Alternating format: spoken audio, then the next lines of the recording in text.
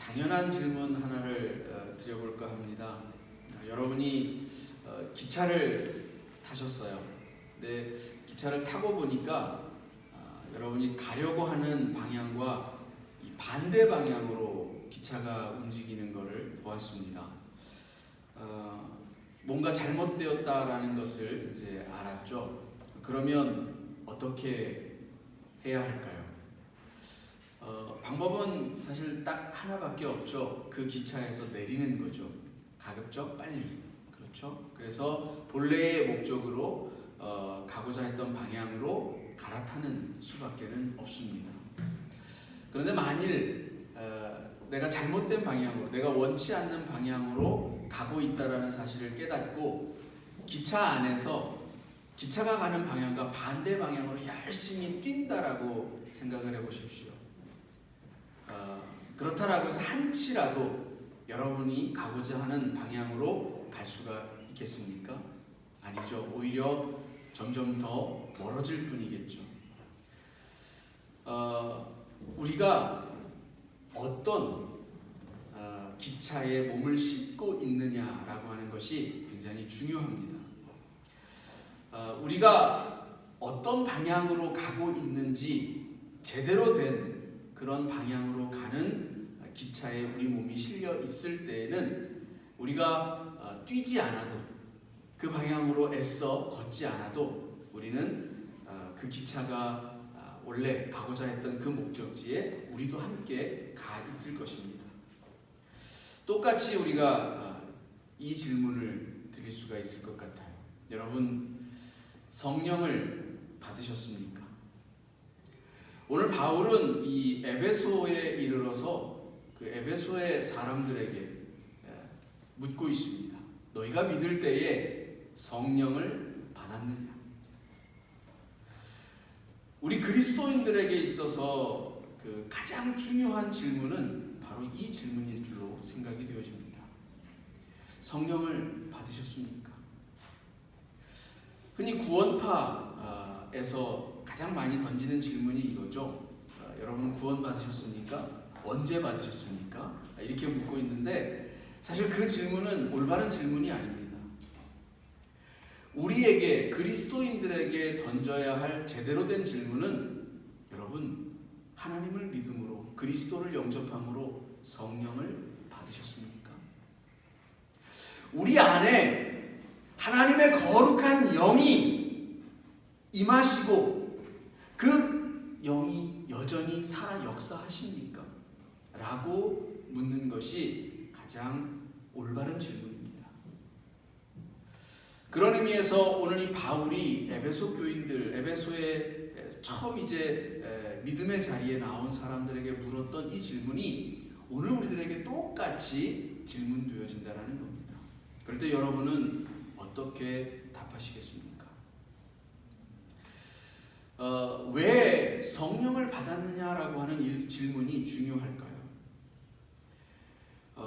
사실 우리가 구해야 할 것, 성도가 마땅히 구해야 할 바가 성령이기 때문입니다. 우리는 성령에 의지해서 살아갑니다.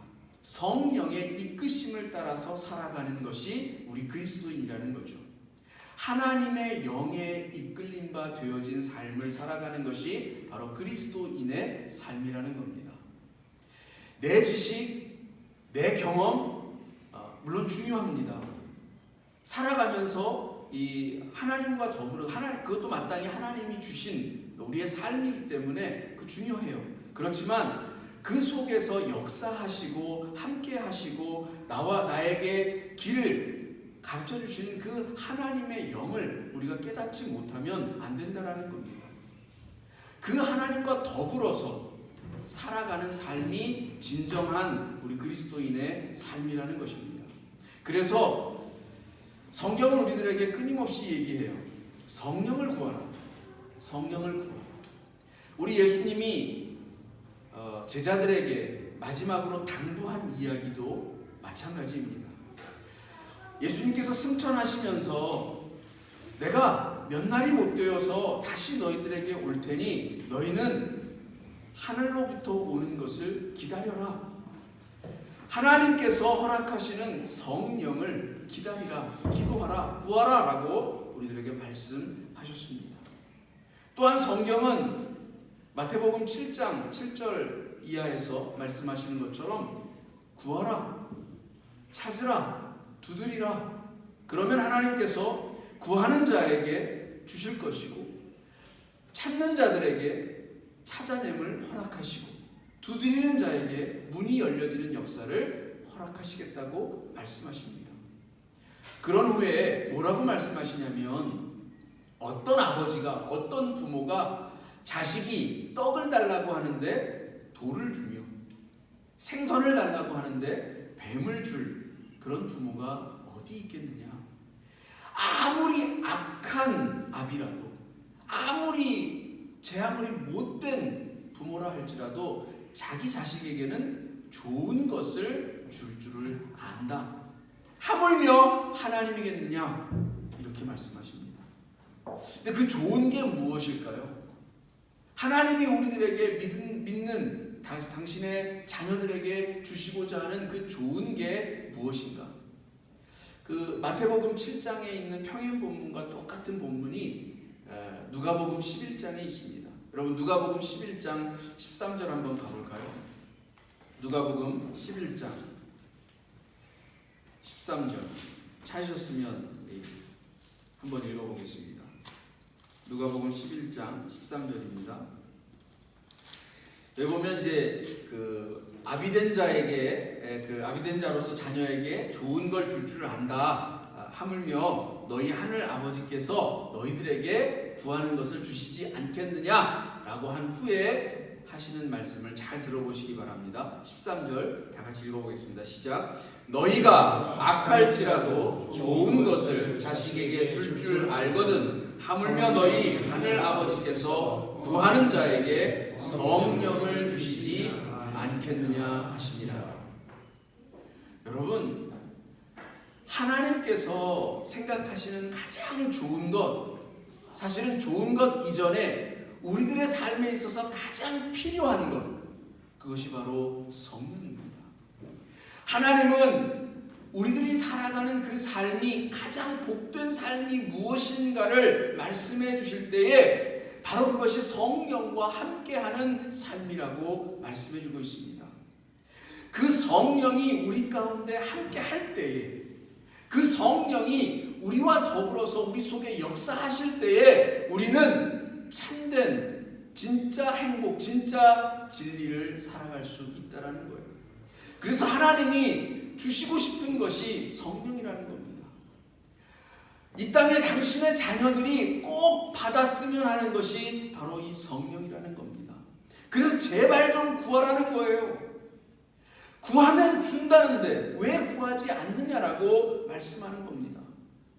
우리들에게 오늘 하나님께서 성령을 구하라 하십니다. 여러분, 성령 우리 받으실 수 있습니다. 여러분 속에 성령 하나님은 언제든 찾아오시고 여러분과 함께 하시기를 원하신다는 겁니다. 그 하나님의 영이 여러분들을 지도하시고 인도하시고 여러분의 삶을 앞서 예비하신 길로 끌어가신다는 겁니다. 기차가 좋은 곳으로 데려가면 우리는 거기에 타 있기만 하면 되는 것처럼 우리가 성령과 더불어 함께하면 하나님께서 인도하시는 그 좋은 곳으로, 그 축복의 장소로, 그 놀라운 은혜의 자리로 우리가 가 있다는 거예요. 근데 이 좋은 걸 왜 구하지 않느냐는 겁니다. 요즘 사실 교회에서 성령에 대하여서 많이 이야기하는 부분들이 많이 줄기는 했어요. 현대교회로 오면서 어떤 영적인 것 이런 거 얘기하면 마치 무슨 그 신비나 주술 이런 것을 연상을 해서 그런지 성령에 관하여서 이렇게 이야기하는 부분이 많이 줄어든 것 같습니다. 그러나 분명 우리 기독교는 하나님의 영, 거룩한 성령에 함께 하시고 그 영과 더불어서 살아가는 그 삶을 가장 복된 인생이라고 말해주고 있음을 기억하시기 바랍니다. 성령을 구하시기 바랍니다. 하나님께 부르짖으면 하나님께서 성령을 허락하실 줄로 믿습니다. 여러분, 열왕기상 3장에 보면 이 솔로몬이 1,000번제를 드린 후에 하나님께 기도하는 모습이 나옵니다. 솔로몬이 무엇을 구했는지 우리가 다 알고 있어요. 여러분, 솔로몬이 무엇을 구했죠? 나에게는 부귀 영화나 권력이나 뭐 이런 것들이 필요하다라고 하나님께 구한 게 아니에요. 뭘 구했습니까? 지혜. 하나님의 지혜를 구했습니다. 이게 바로 성령과 마찬가지입니다. 성령은 분별의 영입니다. 어떤 것이 옳고 그르느냐, 어떤 것이 참되고 어떤 것이 바르지 아니한 것이냐를 구분하게 하는 그것이 바로 성령의 역사입니다. 솔로몬이 구한 하나님의 지혜는 곧 성령이라고 말할 수 있는 거예요. 우리들에게 있어서 가장 먼저 구해야 할 것, 우리들에게 있어서 가장 중요하고 가장 하나님께서 바라시고 원하시는 것, 그것을 구해야 할 터인데 그것이 바로 성령이라는 겁니다. 우리의 삶에 있어서 사실 분별하는 것이 얼마나 중요합니까? 지혜가 얼마나 중요합니까? 무엇이 그른지 잘못된 것인지 잘된 것인지 알지 못하면, 우리 속된 말로 똥인지 된장인지 구분 못하면 그거 어떻게 할 거예요?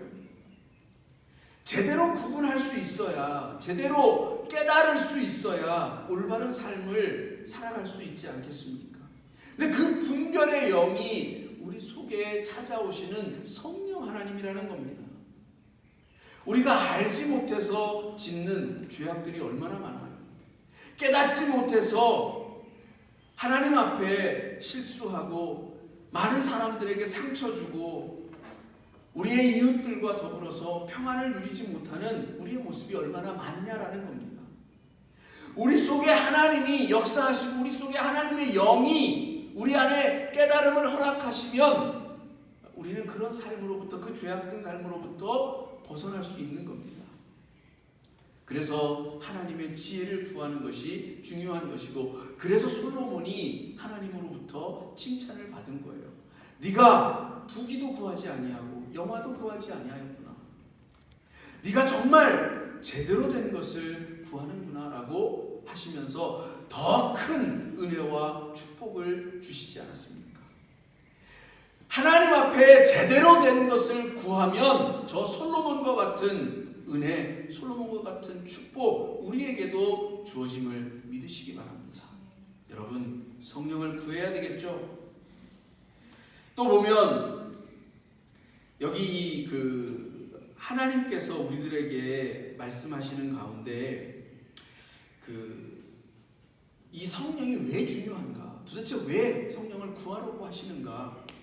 그걸 우리가 좀 살펴볼 수 있어야 하는데, 요한복음 3장 3절에서 6절까지를 보면 왜 성령을 받으라고 하시느냐? 바로 사람이 성령으로 거듭나지 아니하면 하나님의 나라를 볼 수 없을 것이라고 말씀하기 때문입니다.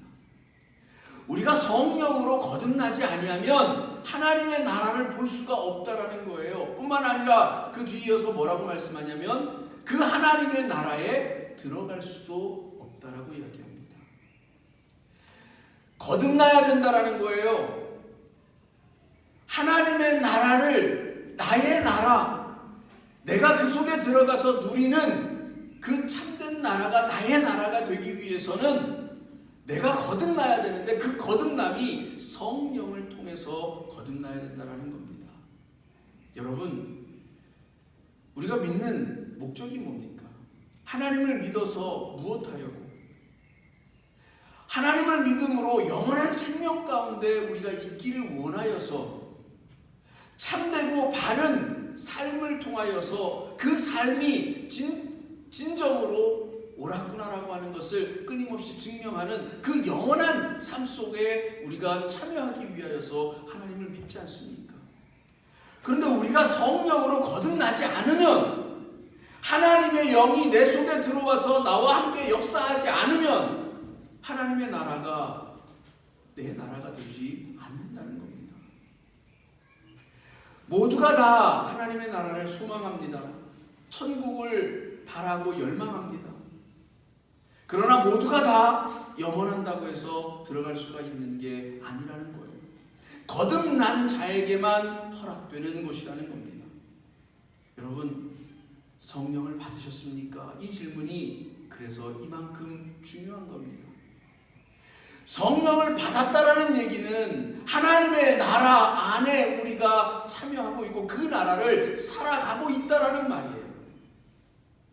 내 속에 하나님의 영이 말씀하고 계시고 내 속에 하나님의 영이 나를 인도하시고 나를 지도하고 계시다는 얘기는 지금 내가 하나님의 나라를 살아가고 있다라는 거예요. 여러분, 하나님의 나라를 살아가고 계십니까? 여러분 속에 하나님이 지금 말씀하고 계십니까? 하나님이 인도하시는 그 손길이 느껴지십니까? 내 안에 하나님이 있어야 해요. 하나님의 영이, 그 영이 나에게 소리치는 그 소리를 들을 수 있어야 해요. 하나님은 오늘도 말씀하십니다. 때로는 세미한 음성으로, 때로는 천둥과 우레와 같은 소리로 끊임없이 나에게 말씀하십니다. 내 귀가 닫혀 있고 그래서 듣지 않으려고 하는 나의 이 마음이 가득하여 있으면, 내 마음이 깜빡하여져 있으면 듣지 못하는 겁니다. 바울이 제발 좀 들을 귀를, 우리 예수님도 그랬죠. 들을 귀를 좀 가졌으면 좋겠다. 우리는 들을 귀가 있어야 합니다. 저 바로와 같이 강팍한 마음으로 자꾸 하나님을 밀어내서는 안 됩니다. 찾아오시는 하나님이신데 그 하나님을 왜 자꾸 밀어내시려고 합니까? 우리를 사랑하셔서, 우리보다 먼저 우리를 사랑하셔서 우리에게 먼저 다가오시는 하나님이신데 왜 그 하나님을 밀어내면서 하나님의 영이 나와 함께하지 않는다라고 불평하기 전에 내 귀가 닫혀있는 것은 아닌가? 내가 스스로가 막아버린 것은 아닌가? 내 마음 문을 열 수 있기를 간절히 바라봅니다. 또한 요한복음 6장 63절에 보면 살리는 것은 영이다 라고 말합니다. 우리를 살리는 게 하나님의 영이라는 겁니다. 오히려 육은 무익하다라고 얘기합니다. 그러니까 진짜 우리를 살리는 것, 진짜 나를 살아있게 하는 것은 영이라는 얘기예요. 비슷한 비유가 뭐가 있을까 생각해 보면 사실 그렇습니다. 우리가 죽음을 생각해 보면 심장은 뛰고 있어도 죽은 상태가 있어요. 뭡니까? 뇌가 죽음. 정신이 죽으면 그 사람은 살아있다라고 말하기가 어렵습니다. 심장은 뛰고 있어요. 그 모습을 바라보면 얼마나 안타깝습니까? 그렇죠? 정말 뇌사 상태에 빠져있는 그런 분들을 보면 너무나도 안타까워요. 근데 마치 그와 같은 거예요. 하나님을 믿는데 그리스도인이라고 하는 이름은 가지고 있는데 성령이 없어요. 심장은 뛰고 있는데 나의 영은 죽어 있어요. 참된 그리스도인이다라고 말하기가 어렵다. 살아있다라고 말하기가 어렵다라는 얘기입니다. 여기 그 아볼로의 예가 그래서 실려 있어요. 아볼로의 예가. 이제 우리가 읽은 본문의 18장에 보면 24절부터 28절까지에 쭉 보면 아볼로가 성령을 아직 받지 못했을 때의 모습과 성령을 받은 후의 모습에 대해서 기록하고 있는데 이렇게 말하고 있습니다. 아볼로는 유대인으로 학문에 뛰어났다. 그리고 성경에도 아주 능통하였고 또 일찍 주의 도를 배워서 열심으로 예수에 관한 것을 다른 이들에게 가르쳤다. 이렇게 말하고 있습니다. 그런데 한 가지, 그가 성령을 아직 받지 못했다라는 거예요. 그래서 이 브리스길라와 아굴라가 와서 그에게 성령을 가르치고 또 그에게 성령의 말씀과 그 도를 가르침으로 인해서 그가 성령을 받게 됩니다. 성령을 받고 나니까 어떤 일이 생기느냐 봤더니 능력이 생기더라는 겁니다. 성령을 받으니까 은혜가 차고 넘침으로 많은 이들을 유익하게 하더라라는 얘기입니다. 성령을 받은 후에 극적으로 달라지는 것이 드러나는데 그게 무엇이냐? 두 가지를 얘기했어요. 하나는 은혜로 말미암아서 많은 사람들을 유익하게 하더라. 여러분, 성령을 받은 사람은 남을 유익하게 한대요. 나와 더불어 살아가고 있는 사람들에게 유익을 끼친다라는 얘기입니다. 내가 기뻐요. 사실 그렇습니다. 성령을 받은 사람은 기뻐 춤을 춥니다. 여러분, 그런 경험들 있으신가요? 분명히 있었을 거라고 믿습니다. 하나님을 믿는 그 믿음 안에서 하나님을 만나고 그 하나님이 내 속에 들어오면서 역사하는 것을 체험했을 때에 기쁨이 마음속에서 솟아 넘쳐나는 그 체험을 분명히 가지고 있으리라고 믿습니다. 내 속에 있는 그 기쁨이 흘러 넘치고 그리하여서 그 기쁨의 샘물이 다른 이들에게로 흘러갈 때에 저들도 기뻐하게 되어지는 놀라운 역사들이, 그 유익의 역사들이 펼쳐진다는 겁니다. 내 속에 성령이 함께 하시고 그와 더불어 살면 내가 먹고 마심에 충만해질 뿐만 아니라 누군가도 살리고 누군가도 더불어서 기뻐하게 되는 축제의 장들이 열려지기 시작한다는 겁니다. 여러분, 유익하게 한다는 거 잊지 마시기 바랍니다. 또한 살아가는 삶에 있어서 능력이 생겨요. 가르침에 힘이 있어요. 권위가 있어요.